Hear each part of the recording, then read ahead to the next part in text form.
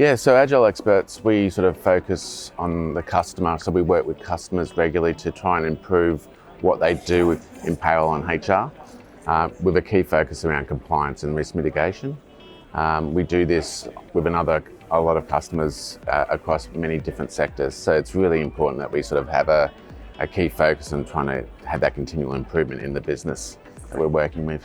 So we do a lot of work with the franchise sector, mainly at the parent company level, because the parent company sees a huge risk with payroll compliancy, especially in the last 2 or 3 years where underpayments have been a huge issue for the sector. So we kind of come in, work with the parent to try and roll it out to all the different franchisees to make sure that they're continually improving their processes, looking at their risks, mitigating those risks and trying to improve what they do on an ongoing basis. So our background's probably primarily been, we started off as an agile consultancy firm. We've sort of realised there's a key need in the sector to try and focus on payroll and HR improvements.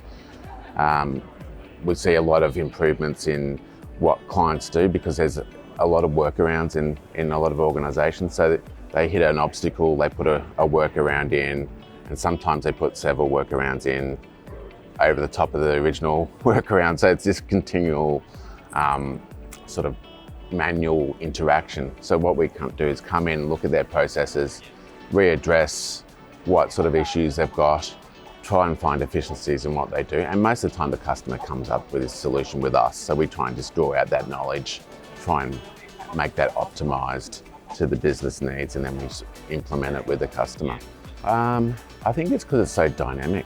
Like it's growing quickly, it changes quickly. We've seen in the last 2 years with COVID, they've had to pivot very quickly and change what they do on a regular basis. So we find it really encouraging, and it's a good opportunity for us to sort of go in there because the market is tight. It's hard to find good people. So trying to optimise what you do is key. So we work with a lot of customers to try and improve their processes to make them the most efficient they can be. We think it's key having a trusted advisory, working with that a body like the FCA. We work with a couple of bodies like this.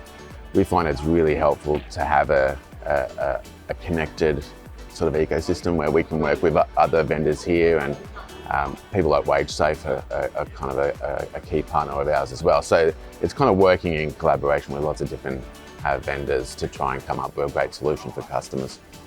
I touched upon optimisation. I think doing more with less is probably a key outcome for a lot of organisations because, like I said, the talent is really hard to find.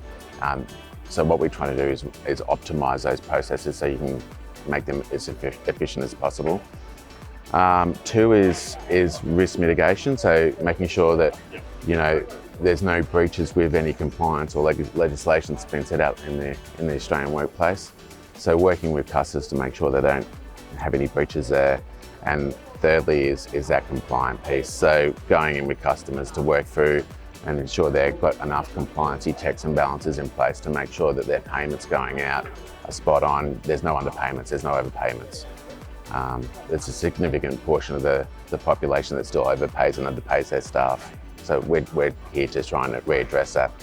I think for us, it's working with the client and the customer. Like a lot of competitors of ours will work with the vendor that's implementing the solution.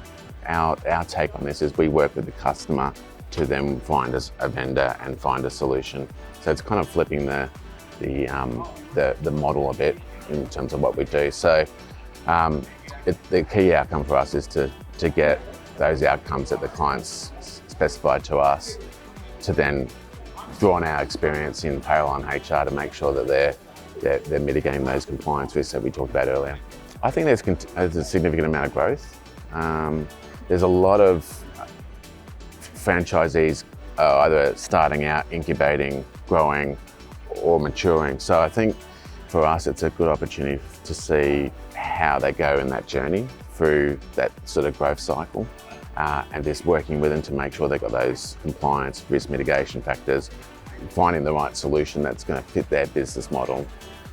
That's where I see a really a huge advantage for this sector in the next 5 to 10 years.